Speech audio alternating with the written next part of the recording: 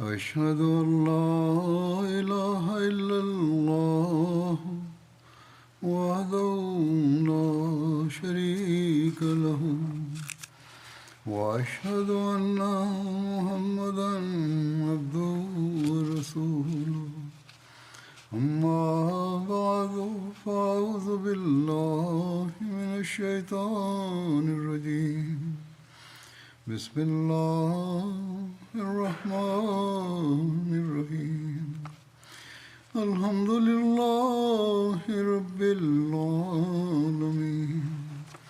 الرحمن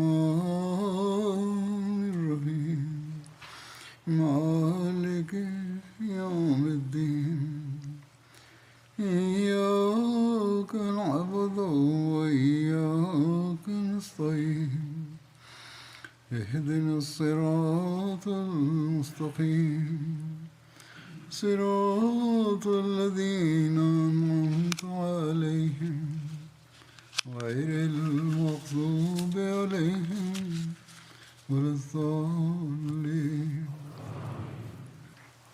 حضرت امیرالمؤمنین سید ما میرزا مسرور احمد نصره الله فرمودند در ادامه رخدادهای جنگ احد رخدادهای دیگری نیز ارائه می شود که از خلال آنها جنبه‌های زیبای زندگی پیامبر بیشتر آشکار می شود. حضرت جابر بن عبدالله نقل می کند که وقتی حضرت عبدالله بن عمرو از دنیا رفت بدهکار بود. در محضر پیامبر اکرم صلی الله علیه و آله و سلم عرض کردم که طلبکاران ایشان را متقاعد کند که مقداری از بدهیش را کاهش دهند. پیامبر صلی الله علیه و آله و سلم این درخواست را به بدهکاران ابراز نمودند، اما آنها کم نکردند.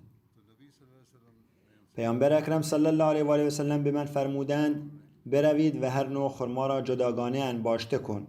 انواع خرما را جداگانه روی هم انباشته کنید. عجوه را جداگانه نگه دارید. نوع خرمای عجوه را جداگانه و نوع خرمای اسکوبنیزید را جداگانه نگهداری کنید. سپس برای من پیام ارسال نمایید. من همین کار را کردم و به رسول خدا صلی الله علیه و آله و سلم پیام فرستادم. پیامبر اکرم صلی الله علیه و آله و سلم تشریف آوردند و روی توده خرما یا در میان آنها نشستند. بعد گفت اینها را به اندازه بدهید. بنابراین به اندازه به ایشان دادم حتی حقشان را به طور کامل پرداختم. باز هم خرمای من باقی ماند. چنین برمی آمد که چیزی از اینها کسر نشده است. پیامبر اکرم صلی الله علیه و آله و سلم برای شهدای احد دعا کرد خدایا افراد نیکویی را جهت مراقبت خانواده شهدا فراهم نما. حضرت مصلح موعود رضی الله عنه نیز به تفصیل این موضوع پرداختند. از مادر پیر و کمبینای حضرت معاذ یاد کردند که قبلا از ایشان هم یادی رفته است که در عشق پیامبر صلی الله علیه و آله و سلم از مدینه بیرون آمده بود. جزئیات این اتفاق همانطور که بیان کردم در خطبه قبل هم ارائه شده است. ایشان پس از بیان این تفصیل می‌فرمایند وقتی پیامبر اکرم صلی الله علیه و آله و سلم مرکب خود را متوقف کرد و شهادت فرزندش را به این پیرزن تسلیت گفت می‌فرمایند تأمل کنید و به این وقایع دقت فرمایید. متوجه می‌شوید که پیامبر صلی الله علیه و آله و سلم چقدر حساس بودند که با رنج دیدگان دلسوزی کنند. پس از آن به آن پیرزن فرمود شاد باش و این مژده را به سایر خواهرانی که بستگانشان در جنگ شهید شدند بده که تمام اصحاب ما که امروز به درجه شهادت نایل آمدند خداوند همه آنها را در بهشت در کنار هم ساکن نموده است. و همه از خداوند متعال دعا کردند که خدایا از بازماندگان ما رسیدگی کن. پس از آن خود پیامبر صلی الله علیه و آله و سلم نیز دعا کرد که خداوندا به بازماندگان شهدای احد سرپرستانی نیکو عطا کن. این امر نشان می‌دهد که چگونه حتی قبل از ورود به مدینه مراقب بازماندگان شهدای احد بودند و نسبت به آنها دلسوزی و محبت ابراز می‌نمودند و با وجود زخمی شدن خود پیامبر اکرم صلی الله علیه و آله و سلم و شهادت عزیزترین بستگانشان اما ایشان قدم به قدم مدام از اهالی مدینه دلداری می‌کردند و رنج خود را نادیده گرفته بودند. هیچ کس جز ایشان هیچ کس جز ایشان قدرت ندارد در چنین مواقعی با وجود درد و رنج و سختی بسیار با دیگران دلسوزی کند. در چنین مواقعی مردم دوست ندارند با کسی حرف بزنند، چه برسد از کسی دلجویی و غمخواری کنند. سپس به دعای دیگری از پیامبر صلی الله علیه و آله و سلم اشاره شده است که آن حضرت در حق بیوه یکی از شهیدان نموده است. آن دعا این بود که از خداوند متعال می‌خواهم که شخصی دلسوزتر از شوهرت به تو عطا کند. نسبت به جزئیات این رخداد حضرت مصلح موعود نقل می‌کنند جنگ احد جنگ بسیار سختی برای پیامبر اکرم صلی الله علیه و آله و سلم بود، چرا که پیش از این هرگز مورد حمله قرار نگرفته بودند. اینک نه تنها در جنگ احد مورد حمله قرار گرفتند و نه تنها برخی از دندانهایشان شکسته شد و نه تنها مجروح شدند، بلکه دشمن در حالت ناگهانی از روی ایشان و رفقای ایشان رد شد و این اولین موقع در زندگی ایشان بود. اما در این جنگ نیز مشاهده می‌کنیم که پیامبر اکرم صلی الله علیه و آله و سلم چگونه نمونه‌ای از شجاعت و اخلاق والای خود را نشان داده و با مردم ابراز دلجویی و دلسوزی نمودند. شرایط این جنگ حاکی از این است که ایشان تا چه اندازه‌ای در این جنگ خوش اخلاق بودند و یاران چه فداکاری‌هایی مثال زدنی از خود نشان دادند. ایشان میگویند از زمانی صحبت میکنم که بعد از پایان جنگ به مدینه برمیگشتند.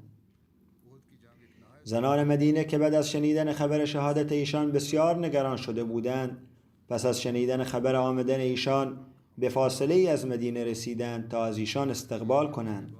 در میان اینها خواهر همسر ایشان زینب بنت جحش هم بود. 3 نفر از بستگان نزدیک ایشان در جنگ شهید شدند. اینجا میخوام تصریح کنم که این رویدادی که در انوار العلوم نقل شده است یا نویسنده‌ای که این را نوشته است یا ایشان همین گونه بیان کرده بود سهو داشت. حضرت زینب بنت جحش زوجه مطهره حضرت نبی اکرم صلی الله علیه و آله و سلم بود و اسم خواهر همسر ایشان حضرت حمنه بنت جحش بود که همسر حضرت مصعب بن عمیر بودند. به هر حال هر جا که این نام به اشتباه بیاید آن را اصلاح خواهم کرد. وقتی پیامبر اکرم صلی الله علیه و آله و سلم آنها را دید فرمود به عزاداری اموات خود بپردازید. این یک محاوره عربی است به این معنی که به شما اطلاع میدهم که عزیز شما کشته شده است. بنابراین حمنه که اسم واقعی ایشان بود، حمنه بنت جحش عرض کرد ای رسول خدا، برای کدام مورد عزاداری کنم؟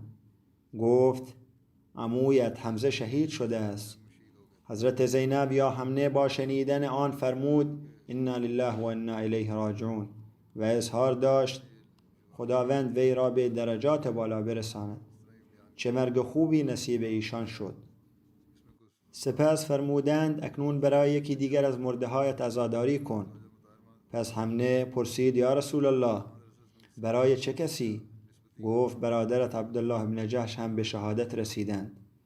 حمنه فرمود انا لله و انا الیه راجعون و گفت الحمدلله با مرگ بسیار خوبی از دنیا رفت. سپس فرمودند حمنه برای یکی دیگر از مردگانت گریه کن. پرسید یا رسول الله برای چه کسی؟ فرمودند شوهرت هم شهید شده است. با شنیدن این حرف اشک در چشمان حمنه جاری شد و گفت وای افسوس. پیامبر اکرم صلی الله علیه و آله و سلم در این موقع فرمودند ببینید زن با شوهرش چه رابطه نزدیکی دارد. وقتی خبر شهادت عمویش را به حمنه دادم او انا لله و انا الیه راجعون خواند. وقتی خبر شهادت برادرش را دادم همچنان انا لله و انا الیه راجعون خواند. اما وقتی خبر شهادت همسرش را به او دادم آهی کشید و گفت وای افسوس و نتوانست جلوی اشکهایش را بگیرد و دلگیر شد. سپس فرمودند زن در چنین مواقعی عزیزترین خویشاوندان و بستگان نزدیک خود را فراموش می کند اما شوهر مهربان از یادش نمی رود. بعد از آن از زینب پرسیدند چرا هنگام شنیدن خبر مرگ شوهرت گفتی وای افسوس؟ حمنه گفت یا رسول الله فرزندانش را به یاد آوردم که چه کسی از آنها مراقبت می کند. گفت از خدای متعال می خواهم که خدای متعال کسی را نصیب تو کند که بهتر از شوهرت از تو مراقبت کند. و در نتیجه این دعا همنه با حضرت طلحه ازدواج کرد و محمد ابن طلحه از او متولد شد. اما در تواریخ آمده است که حضرت طلحه به فرزندش محمد به اندازه فرزندان اوله همنه محبت و عطوفت از خود نشان نمی دادند و مردم می گفتند هیچ کس به اندازه طلحه فرزندان کسی دیگر را با محبت بزرگ نکرد و این نتیجه دعای پیامبر اکرم بود. ایشان این حادثه را به این صورت یاد کردند که پیامبر اکرم صلی الله علیه و آله و سلم هنگامی که با همنه دختر جش ابراز همدردی کردند و سپس فرمودند دقت کنید چه ارتباط عمیقی بین زن و شوهر دوستدارش وجود دارد. منظور ایشان این بود که مردان باید با زنان رفتاری نیکو داشته باشند. این یک درس کلی است برای مردان که با زنان با مهربانی رفتار کنند و آنها را در موارد معمولی کتک نزنند و سرزنش نکنند. بهانه می آورند که ما اجازه کتک زدن را داریم. هنوز هم امروزه این اتفاق می افتد. باید با آنها به نیکویی رفتار کرد. می گفت وقتی زنانشان عزیزان و بستگانشان را رها کرده با آنها زندگی می کنند عدالت می طلبد که با آنها احترام شود، نه اینکه در هر مورد با ایشان دعوا شود. همنه بنت جش از یک سو با این گفتار پیامبر صلی الله علیه و آله و سلم تسلی خاطر پیدا کرد و از سوی دیگر ایشان رفتار نیکو را با زنان توصیه کرد. هر سخنی درسی در خود نهفته دارد. اگر انسان با دقت به آن گوش کند و در مورد آن تفکر کند معلوم می شود که سخنان پیامبر اکرم صلی الله علیه و آله و سلم فقط برای این شخص نبوده بلکه به طور کلی این یک توصیه برای همه است. پیامبر اکرم صلی الله علیه و آله و سلم که چقدر به احساسات و عواطف دیگران احترام می‌گذاشت. حضرت مسلم موعود رضی الله عنه فرمودند که چون وارد مدینه شدند، چون بر اثر جراحات ضعف زیادی حس می‌کردند، اصحاب از ایشان کمک کردند تا از مرکب پیاده شوند. وقت نماز مغرب بود، نماز خواند و به خانه تشریف بردند. زنان مدینه که بستگانشان در جنگ شهید شده بودند وقتی خبر با آنها رسید گریه را انداختند. وقتی پیامبر صلی الله علیه و آله و سلم صدای گریه زنان را شنید به فکر درد مسلمانان افتادند و چشمانشان پر از اشک شدند. بعداً فرمودند لکن حمزه فلا بواکی له، عموی ما و برادر ما حمزه هم شهید شدند اما کسی به عزاداری وی ننشسته است. با شنیدن این سخن اصحابی که مشتاق برآورده کردن احساسات و عواطف ایشان بودند نمیخواستند که حتی کوچکترین خواسته و آرزوی ایشان محقق نشده باقی بماند. به سوی خانه های خود دویدند و نزد همسران خود رفتند و گفتند اکنون گریه بر عزیزان خود را متوقف کنید و به خانه پیامبر اکرم صلی الله علیه و آله و سلم بروید و برای حمزه عزاداری کنید. در این حال چون پیامبر اکرم صلی الله علیه و آله و سلم خسته آمده بود خوابشان برد. حضرت بلال نماز عشا را اذان گفت اما به گمان اینکه خسته آمدند ایشان را بیدار نکرد و همچنان در خواب بودند.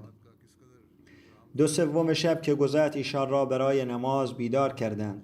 وقتی از خواب بیدار شدند زنان همچنان در خانه ایشان به عزاداری حضرت حمزه مشغول بودند.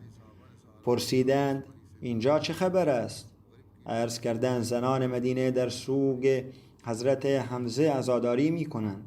فرمودند خداوند زنان مدینه را بیامرزد، با من ابراز همدردی کردند. سپس فرمودند از قبل می دانستم که انصار مرا بسیار دوست دارند. در این حال گفت که این گونه نوحه کردن نزد الله تعالی مکروه است. اصحاب عرض کردند یا رسول الله این عادت مردم ماست و اگر این طور گریه نکنیم تسلی نمیابیم. فرمودند من گریه را نهی نمی کنم، البته به زنان بگویید که به صورت خود سیلی نزنند و موهای خود را نخراشند. زنان ناله می کردند و خودشان را می زدند. موهایشان را نخراشند، به صورتشان سیلی نزنند و لباسشان را پاره نکنند. و اگر بر اثر غم و اندوه نمی توانند جلوی گریه هایشان را بگیرند، به طور طبیعی گریه کنند که ایرادی ندارد. این چیزها معیار اخلاقی ایشان را نشان می دهد. این که چقدر به احساسات و عواطف دیگران احترام می گذاشتند، علی‌رغم اینکه صدمه و رنج دیده بودند. سپس ایشان این رخداد را از این زاویه بیان کردند که وقتی زنان مدینه را در حال عزاداری برای اموات خود دید، به این گمان که مهاجران و نزدیکان حضرت حمزه خودشان را تنها گمان نکنند، به عواطف آنها پی برده فرمودند: امروز کسی نیست که بر حمزه گریه کند. بنابراین هنگامی که زنان مدینه به عزاداری حضرت حمزه پرداختند، آن حضرت از این گونه عزاداری نهی فرمودند. این امر نشان می‌دهد که اگر در واقع فکر می‌کردند به خاطر حضرت حمزه باید عزاداری کرد، بعداً نهی نمی‌کرد. وقتی ایشان بر گریه نکردن کسی بر وفات حضرت حمزه ابراز تأسف کرد، آن هم منظورشان تنها دلجویی بود و وقتی عزادارا را نهی کردند مقصودشان فقط دلداری بود. از آنجایی که زنان را از گریه کردن نهی فرمود و در این حال گفتند که با من ابراز همدردی کردند و باز هم گفت: من از قبل می‌دانستم که انصار بسیار هواه خواه من هستند، منظورشان این بود که بر نهی ایشان از گریه ناراحت نشوند. ایشان نهی کردند و از آنان تشکر هم کردند. چه شگفت‌انگیز و بزرگوارانه است رفتاری که ایشان در چنین زمان حساسی در پیش گرفتند. حتی زمانی که بستگان عزیز و نزدیک کشته شده اند، خودش مجروح شده است و خطری در آینده نزدیک احساس می شود، هیچ کس نمی تواند این نمونه که ایشان ارائه دادند را ارائه دهد. در کتب تاریخ نسبت به اصحابی که با شمشیرهایشان در جنگ احد سنگ تمام گذاشتند این گونه اشاره شده است که وقتی پیامبر اکرم صلی الله علیه و آله و سلم وارد خانه شد، در حالی که شمشیر خود را به دست دخترش فاطمه دادند، فرمودند: اغسلی عن هذا دمه یا ابنیتی فوالله لقد صدقنی اليوم. ای دختر عزیزم، خون این شمشیر را بشویید. به خدا سوگند امروز این شمشیر سنگ تمام گذاشت. سپس حضرت علی نیز در حالی که شمشیر خود را به حضرت فاطمه تحویل میداد فرمود: خون را از این شمشیر بشویید. در این هنگام همان حرفها بر زبانش جاری شد که رسول الله صلی الله علیه و سلم فرموده بود: به خدا سوگند امروز این شمشیر کار بزرگی انجام داده است. هنگامی پیامبر اکرم این حرفها را شنید فرمودند: لئن كنت صدقت اليوم القتال لقد صدق معك سهل بن حنیف و ابو دجانه. اگر امروز در جنگ برتری نشان داده اید، سهل بن حنیف و ابو دجانه نیز در کنار شما رشادت‌های زیادی ابراز نمودند. در روایتی آمده است که رسول الله صلی الله علیه و آله و سلم فرمودند: اگر در شمشیر زنی برتری داشته اید، سهل بن حنیف و ابو دجانه، عاصم بن ثابت و حارث بن سمه نیز شجاعت بسیاری از خود نشان دادند. حضرت مسلم موعود بیان می کنند که در تاریخ نقل شده است که حضرت علی از احد برگشت و شمشیر خود را به حضرت فاطمه داد و گفت: آن را بشویید. امروز این شمشیر کار بزرگی انجام داده است. پیامبر اکرم صلی الله علیه و آله و سلم به حضرت علی گوش میداد. فرمود: علی، تنها شمشیر تو کار نکرد، بسیاری از برادران تو هستند که شمشیرشان رشادت زیادی از خود نشان دادند. نام 6 یا 7 نفر از صحابه را ذکر کرد و فرمود: شمشیر آنها کمتر از شمشیر تو نبودند. از این رو دوست نداشت که دامادش حرفی بزند که دل سایر اصحاب ناراحت شود. این امر نشان می‌دهد که ایشان به موارد کوچک نیز توجه می‌کردند و با وجود این که رخداد جنگ احد از نظر اثرات دائمی اتفاق بزرگی بود، که مردم پس از این اتفاق بسیار نگران بودند که مبادا دشمن جسورتر شود یا در آینده چه اتفاقی رخ خواهد داد. و بنابراین انسان معمولا این گونه موارد معمولی را در نظر نمی گیرد، اما ایشان با همه ابراز همدردی نمودند و به همه دلداری دادند. رخدادهای جنگ احد همین جا تمام می شود. به بیان رخدادهای جنگ دیگری به نام جنگ حمراء الاسد که در شوال 3 هجری رخ داد می پردازم. این جنگ در واقع جز و تتمه جنگ احد است و بر اساس نتایج به دست آمده از جنگ حمراء الاسد، جنگ احد به معنای واقعی پیروزی مسلمانان تلقی می شود. حمراء الاسد مکانی است در 8 فرسخ از مدینه در سمت چپ مسیر مدینه به ذی‌الحلیفه بود. علت رخداد جنگ حمراء الاسد چه بود؟ در این باره نقل شده که رسول الله صلی الله علیه و آله و سلم در پایان غزوه احد شامگاهان به مدینه برگشتند و با وجود جراحات زیاد بر دوش اصحاب خود تکیه داده به مسجد تشریف آوردند و نماز مغرب را اقامه کردند و نماز عشا را به همین ترتیب اقامه کردند. پیامبر اکرم صلی الله علیه و آله و سلم پس از نماز عشا به خانه خود برگشتند، اما معلوم شد تمام شب را به بیداری سپری کردند، زیرا می ترسیدند نکند ابو سفیان با لشکریان خود به مدینه حمله کند. به همین دلیل در مدینه حالت اضطراری ایجاد شد و در خانه پیامبر اکرم پیوسته نگهبان موجود بود. پیامبر اکرم صلی الله علیه و آله و سلم نیز تلاش کردند تا از نیت ابو سفیان و آمادگی او برای حمله به مدینه آگاه شوند. اگرچه در ابتدا اخباری مبنی بر بازگشت سریع ابو سفیان به مکه با لشکریانش پراکنده شد، اما پیامبر اکرم صلی الله علیه و آله و سلم از چیزی غافل نبودند. به هر حال گمانهای پیامبر اکرم صلی الله علیه و آله و سلم درست بودند. هنوز شب نگذشته بود که به ایشان صلی الله علیه و آله و سلم خبر رسید که ابو سفیان کاملا آماده است تا با لشکر خود به مدینه حمله کند. آنچه اتفاق افتاد این بود که مشرکان در هنگام بازگشت از احد مورد طعن کسانی قرار می گرفتند که از نتیجه جنگ مطلع بودند. آنها می گفتند شما محمد صلی الله علیه و آله و سلم را نکشتید، نه زنانشان را به اسارت گرفتید و با اسیران جنگی و غنایمی برنگشتید. شماها از کدام پیروزی صحبت می کنید؟ این لشکر با شنیدن این طعنه ها برگشت تا اینکه در مکانی به نام روحه در 74 کیلومتری مدینه یا به قول بعضی ها در 55 کیلومتری دورتر از مدینه رسیدند.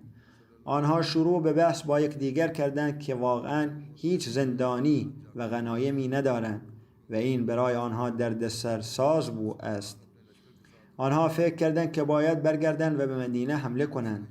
یکی دیگر از فرماندهان لشکر، صفوان بن امیه، قاطعانه مخالفت کرد و گفت که حتی به فکر حمله به مدینه نباشند، زیرا با شکست کامل مواجه خواهند شد.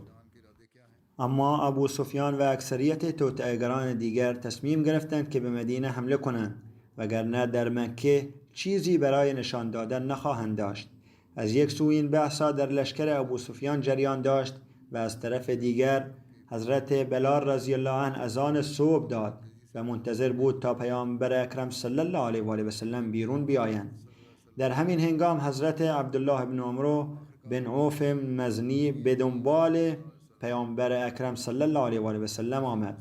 وقتی پیامبر اکرم صلی الله علیه و آله و سلم تشریف آوردند، وی برخاست و به ایشان صلی الله علیه و آله و سلم خبر داد که پس از دیدار خانواده‌اش در حال بازگشت بود که از کنار ابو سفیان و لشکریانش رد شد و شنید که آنها به یکدیگر میگویند شما هیچ کاری انجام نداده اید، شما هیچ آسیبی بر مسلمانان وارد نکردید، آنها را رها کردید و نابودشان نکردید. برخی از کافران گفتند در میان مسلمانان افراد برجسته بسیاری هستند که علیه شما جمع می شوند، پس بیایید به عقب برگردیم و باقی مانده لشکر را ریشه‌کن کنیم. صفوان بن امیه سعی کرد آنها را منصرف کنند و گفت ای قوم من، این کار را نکنید، زیرا آن مردم تازه جنگیدند و الان میترسم کسانی که نتوانستند قبلا در جنگ شرکت کنند الان شجاعانه علیه شما جمع شوند. بیایید برگردیم، زیرا ما قبلا پیروز شده ایم. میترسم اگر به سوی آنها برگردید شکست بخورید. پیامبر اکرم صلی الله علیه و آله و سلم با شنیدن این سخن فرمودند صفوان چندان باهوش نیست، اما آنچه را که در این مناسبت بیان کرده عاقلانه بوده است. یعنی به این معنا که ابو سفیان را از حمله به مدینه منصرف کرد. اما در همان حال پیامبر اکرم صلی الله علیه و آله و سلم با شور و اشتیاق فراوان فرمودند سوگند به آن که جانم از آن اوست، اگر به مدینه حمله کنند نامشان بر سنگ های حق خواهد شد که از باران این سنگ ها نام و نشان آنها از بین می رود مثل روزی که گذشته است. به هر حال انشاءالله در آینده به جزئیات بیشتری در این مورد اشاره خواهم کرد. موضوع دوم من عموما برای دعا یادآوری می کنم.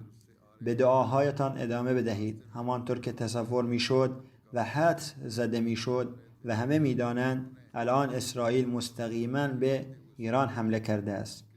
این کار وضعیت کنونی را بیش از پیش تشدید خواهد کرد. خداوند متعال به این رهبران جهانی که به دنبال شعله ور کردن آتش جنگ جهانی هستند عقل عطا فرماید. باشد که به امت اسلامی نیز عقل و بصیرت عطا کند و مسلمانان را قادر سازد تا با هم متحد شوند تا بتوانند از خود دفاع کنند و عقل خود را به کار بگیرند. اینک از دو مرحوم نیز ذکری می کنم. اولی مولانا غلام احمد نسیم که مبلغ بود.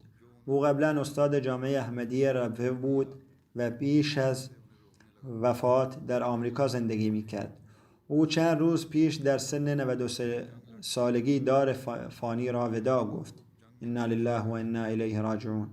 پدرش صلاح محمد نام داشت که پس از مشاهده علامت خورشید گرفتگی و ماه گرفتگی جستجوی مهدی را آغاز کرد.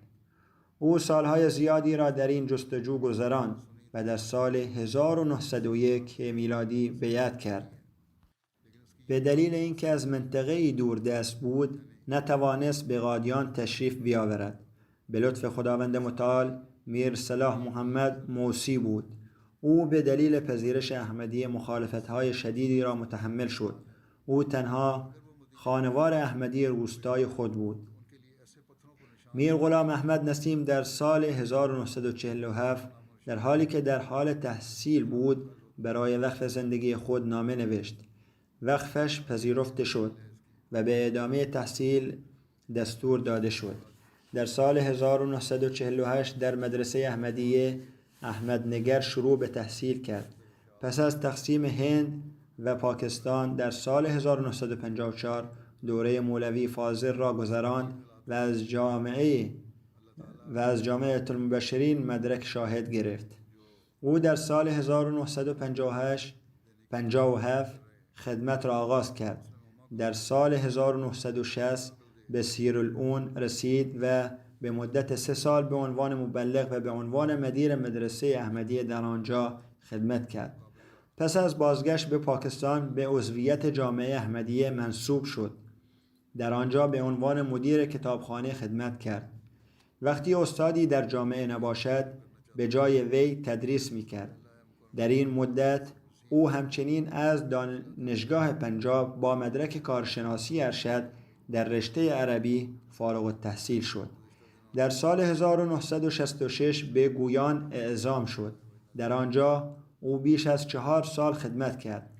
در سال 1970 او به پاکستان بازگشت. از سال 1970 تا 1975 به عنوان استاد در جامعه احمدیه خدمت کرد و به ویژه به دانشجویان خارجی آموزش میداد. از سال 1975 تا 1979 به عنوان مبلغ در زامبیا در آفریقا خدمت کرد. سپس از سال 1980 تا 1997 به عنوان استاد تاریخ و تصوف در جامعه احمدیه خدمت کرد. در واقع حوادث او ثبت شده است که او 11 سال در سیرالئون، گویان و زامبیا خدمت کرد و در تمام این مدت به دور خانواده‌اش در خارج از کشور ماند. حضرت خلیفة المسیح چهارم رحمه الله در سخنانی از همسرش و فداکاری‌های او یاد کرده بود. همسرش خانم امت المنان کنول مدیر سابق مدرسه دخترانه فضل عمر در ربوه بود. خداوند متعال 4 فرزند به او عطا کرد که در خط مقدم خدمت هستند و همگی تحصیل کرده هستند. یکی از دختران او دکتر امت الشکور همسر دکتر عبدالحفیظ از ایالات متحده است. او همچنین به مدت 11 سال در گامبیا و تانزانیا تحت فراخوان نصرت جهان خدمت کرد. او همچنین آثار علمی نوشته بود. وی مؤلف 3 کتاب قاموس الرؤیا، تعبیر خواب بر اساس مقادیر عددی حروف است. علم معنوی عرفان دومین کتاب او بود. سومین کتاب یاد ایام است که زندگی نامه اوست. انعام الحق کوثر مسئول مبلغ استرالیا می نویسد او با فروتنی و تواضع به شاگردان خود آموزش می داد و از آنها مراقبت می کرد. او می گوید من با یک کاروان به گویان بریتانیا رفتم و از 3 یا 4 روستا که در آنجا جماعت از نتیجه تبلیغ او تأسیس شده بود بازدید کردم. تمام ساکنان قدیمی آنجا با محبت از او یاد می کردند و عکسی از او به یادگار نگه داشته بودند. خداوند متعال به وسیله او جماعتی قوی در گویان بریتانیا تأسیس کرد. لعیق مشتاق مبلغی در سورینام می نویسد محترم مولانا میر غلام احمد نسیم در طول مدت اقامت خود در گویان 3 بار بین سالهای 1967 تا 1969 از سورینام دیدن کرد و هفته ها در آنجا ماند و جماعت را دوباره فعال کرد. در آن زمان به دلایل مختلف اکثر اعضای جماعت خود را از جماعت جدا کرده بودند و تنها چند احمدی باقی مانده بود و حتی آنها نیز با مرکز ارتباطی نداشتند. در چنین شرایطی بود که محترم مولانا غلام احمد نسیم از گویان به سورینام آمد و اولین برنامه را در 15 سپتامبر 1967 اجرا کرد که با حضور 6 نفر متعهد شدند که پیوندی ناگسستنی با جماعت ایجاد کنند. در آن روزها مولوی شاه احمد نورانی نیز از پاکستان به سورینام آمده بود و از اینجا به آن نقطه می رفت و سخنان نفرت انگیزی علیه جماعت ایراد می کرد. مولانا نسیم نیز مجالس متعددی برگزار کرد و به ادعاهای وی پاسخ داد و 3 برنامه در رادیو درباره حقانیت حضرت مسیح موعود علیه السلام اجرا کرد.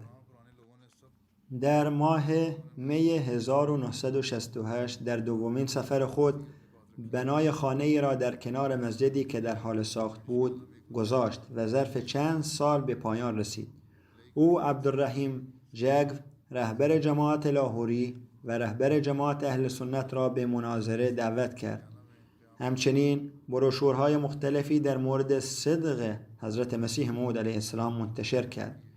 در 21 ژوئن 1968 در یک جلسه پرسش و پاسخ که در خانه یکی از اعضا برگزار شد، برخی از مسلمانان شرور به اعضای جماعت حمله کردند.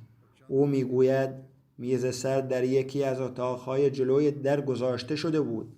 آنهایی که در 2 طرف مولانا صاحب نشسته بودند مولانا را به داخل اتاق هل دادند و در را از بیرون بستند.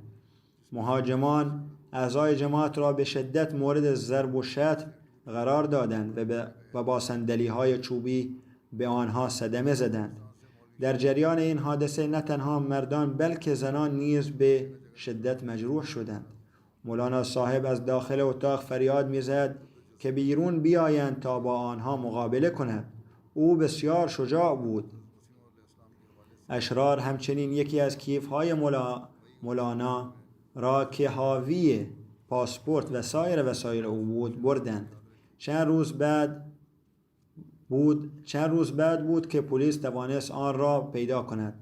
پس از این حادثه او به طور گسترده در تلاش برای اطمینان از امنیت اعضای جماعت با پلیس و مقامات مربوطه ارتباط برقرار کرد. او در فرهنگ سرا درباره موضوع اسلام و مسائل معاصر سخنرانی ایراد کرد. او اعضای جماعت را تشویق کرد که ارتباط خود را با مرکز جماعت حفظ کنند. از این رو در نتیجه تلاش‌های او یک جماعت پراکنده جای خود را دوباره به دست آورد.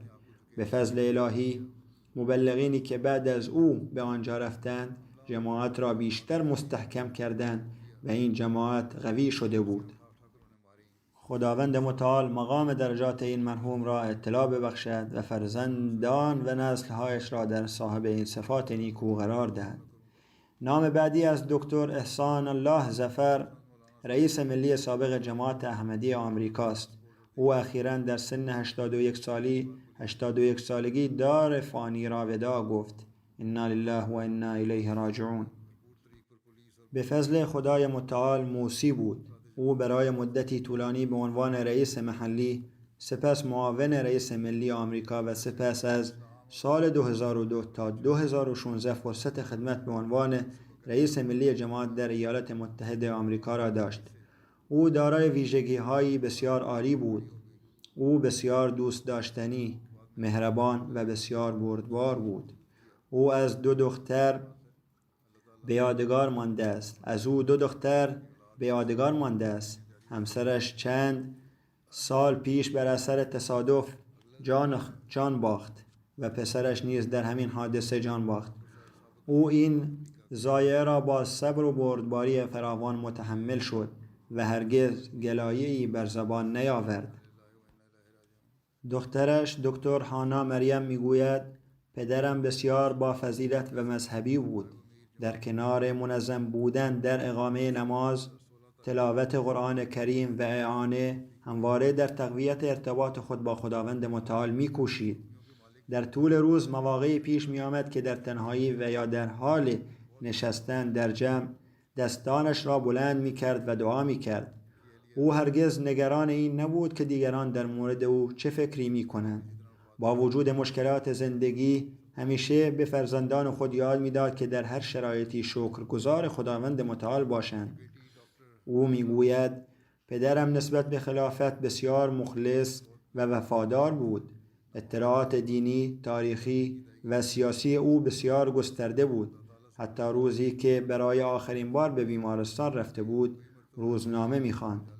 به خطبه هم گوش داد و مصاحبه‌های تاریخی را تماشا می‌کرد و از من می‌خواست که آنها را با او تماشا کنم.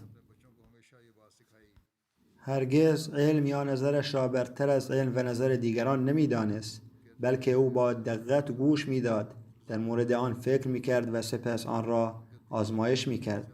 او نسبت به قرآن و ترجمه آن آگاه عمیقی داشت. او می‌گوید در کنار تعلیم مفاهیم قرآن کریم، تأثیر آموزه‌های آنها در زندگی ما را نیز به ما می‌آموزد.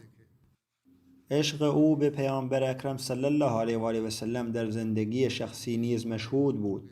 همینطور از خداوند متعال نیز بسیار سپاسگزار بود. میگوید روزی در حال غذا خوردن شروع به دعا کرد و به ما گفت که گاهی پیامبر اکرم صلی الله علیه و آله و سلم و یارانش به اندازه‌ای غذا کم داشتند که خرما و نان آغشته به سرکه می‌خوردند. علی‌رغم داشتن این همه خوراکی، ما همچنان آرزوی بیشتری داریم. ما باید راضی بمانیم. او علاقه خاصی به کمک به نیازمندان داشت. او در سال 1967 این فرصت را پیدا کرد که به مکه برود، جایی که در طول راه شخصی را دید که چیزی نمی گفت، اما چشمانش بیانگر نیاز به کمک و گرسنگی بود. میگوید پدرم مقداری از پولی که داشت به او داد و مرد با چشمانش از او تشکر کرد و به سمت دکه غذا رفت. او میگوید چند سال پیش 3 قالیچه ترکی را که خریده بود به خانه آورد. مادرم با دیدن آنها به او گفت که آنها بسیار گران هستند و ما حتی به آنها احتیاج نداریم. او پاسخ داد و گفت زنی فقیر بود و این قالیچه می فروخت و از این معمولی به دست آورده است. میخواستم کمکش کنم، به خاطر همین ازش خریدم. او همیشه خوبی‌های دیگران را به جای نقاط ضعفشان میدید. همیشه به فرزندانشان توصیه میکرد که در برابر سختی‌ها هیچگاه نگران نباشند و همیشه همه چیز را از خداوند متعال طلب کنند و به آنچه خداوند عطا کرده راضی باشند. او میگوید او این راهنمایی را به همه ما میکرد و این کار را مکرر انجام میداد. دکتر نسیم رحمت الله در مورد وی چنین می نویسد: از سال 1989 با دکتر احسان الله ظفر کار می کردم. او فردی بسیار وارسته و صالح بود. او عشق بسیار عمیقی به خلافت داشت. دکتر مبشر ممتاز از ایالات متحده می نویسد: او با لحنی بسیار ملایم با اعضای عامله دستور می داد. اگر با پیشنهادی از کسی موافق نبود، با دلیل آن پیشنهاد را توضیح میداد. اینطور نبود که او به سادگی دستورات خود را بر آنها تحمیل کند. حتی وقتی به یک موضوع جدی می پرداخت، در لحن خود سختگیری نمی کرد. هرگاه چیزی را توضیح میداد، به گونه‌ای انجام می شد که عمیقاً قلبها را متأثر می کرد. میرزا احسان می نویسد: مدت زیادی توفیق کار با احسان الله ظفر را داشتم. به عنوان یک امیر مشاهده کردم که او چگونه ارتباط قوی بین اعضای جماعت و خلافت ایجاد می کرد. او خلق و خوی بسیار ساده‌ای داشت و بسیار دلسوز و مسالمت جو بود و نسبت به فقرا بسیار دلسوز بود. او از هر گونه تظاهر و تصنع و همچنین از هر گونه بخل و طمع مبرا بود. او همیشه مایل بود که داراییش را برای جماعت و فقرا خرج کند. او همواره به مطالعه تفسیر قرآن کریم و کتب حضرت مسیح موعود علیه السلام مشغول بود. او از هر گونه تکبر و خود بزرگ بینی و غرور مبرا بود. او حتی از کوچکترین ناراحتی خلیفه وقت بیقرار می شد. من هم شخصا مشاهده کردم. اگر در مورد موضوعی حتی با کوچکترین اشاره‌ای به موضوع برایش نامه می نوشتم، همیشه ابراز نگرانی می کرد و بلافاصله عذرخواهی می کرد و سعی می کرد کارها را مطابق آن اجرا کند. او به کتاب علاقه زیادی داشت و در کتابخانه شخصی خود چنان کتاب‌های خوبی داشت که انسان از دیدن شگفت زده می شد. او به قرآن کریم بسیار علاقه داشت. در هر محفل یا جلسه یا به آیاتی از قرآن مجید می اندیشید. مجالس او همیشه مردم را با محبت و آرامش به سمت خود می کشاند. او در طول خدمت برای خود به عنوان یک امیر جماعت هرگز هیچ ساز و کار رسمی نگرفت. او خلق و خوی بسیار ساده‌ای داشت. زهیر باجو می نویسد: یکی از دوستان به من گفته بود که دکتر احسان الله بی سر و صدا به مسجد میاد و زمانی که هیچ کس دیگری حضور نداشته باشد شروع به تمیز کردن مسجد و دستشویی میکرد. وقتی علت این کار را از او پرسیدند، او پاسخ داد که از این طریق فرصت پاکسازی روحش را پیدا می کند. او بسیار متواضع بود. وی در ادامه می نویسد: آقای دکتر در عشق به خدا، شناخت مقام والای پیامبر اکرم صلی الله علیه و آله و سلم و عشق به حضرت مسیح موعود علیه السلام و خلفای او مثال زدنی بود. عشق او به قرآن با کلمات قابل توصیف نیست. هر وقت با او در ماشینش می نشستم، همیشه CD قرآن در حال پخش بود و شبکه MTA همیشه در خانهش روشن بود.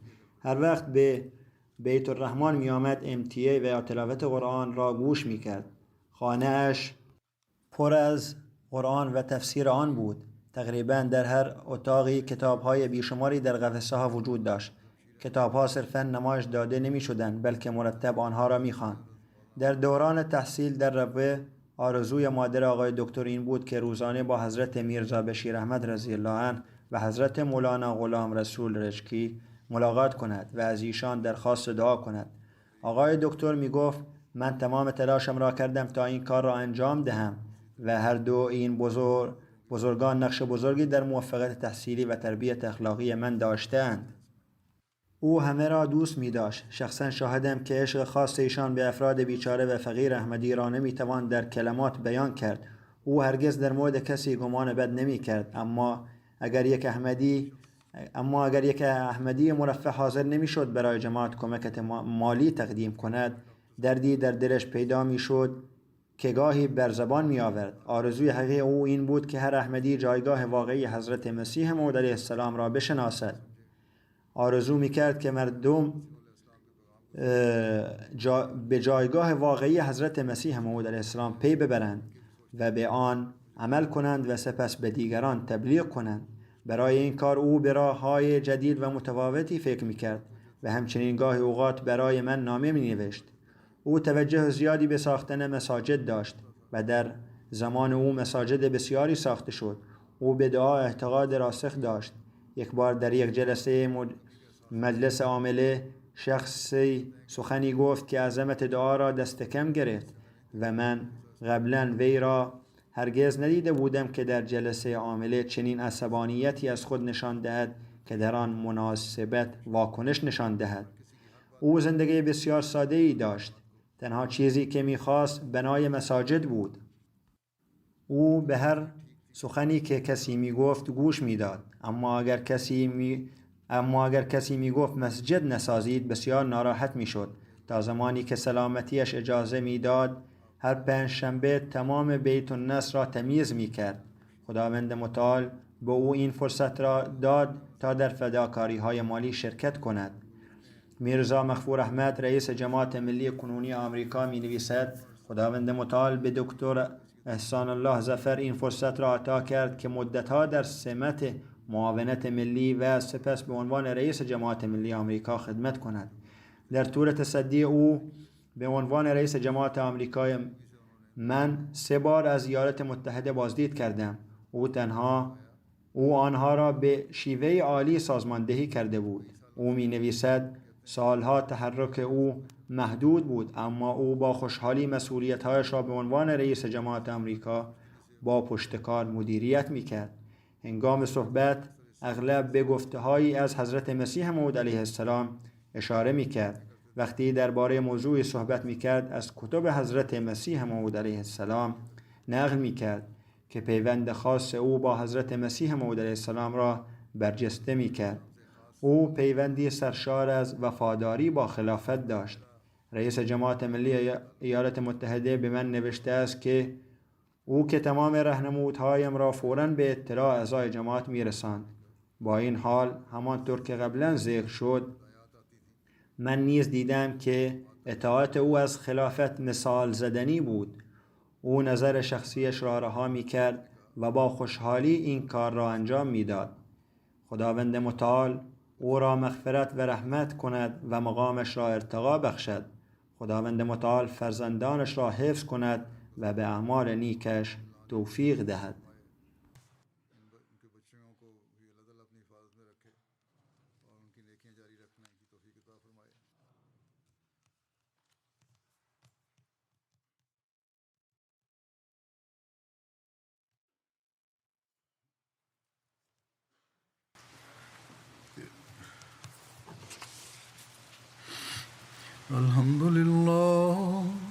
الحمد لله نحمده ونستعينه ونستغفره ونؤمن به ونتوكل عليه ونعوذ بالله من شرور أنفسنا ومن سيئات أعمالنا من يهده الله فلا مضل له ومن يضلل فلا هادي له ونشهد أن لا إله إلا الله ونشهد أن محمدا عبده ورسوله عباد الله رحمكم الله إن الله يأمر بالعدل والإحسان وإيتاء ذي القربى وينهى عن الفحشاء والمنكر والبغي يعظكم لعلكم تذكرون اذكروا الله يذكركم وادعوه يستجب لكم ولذكر الله أكبر.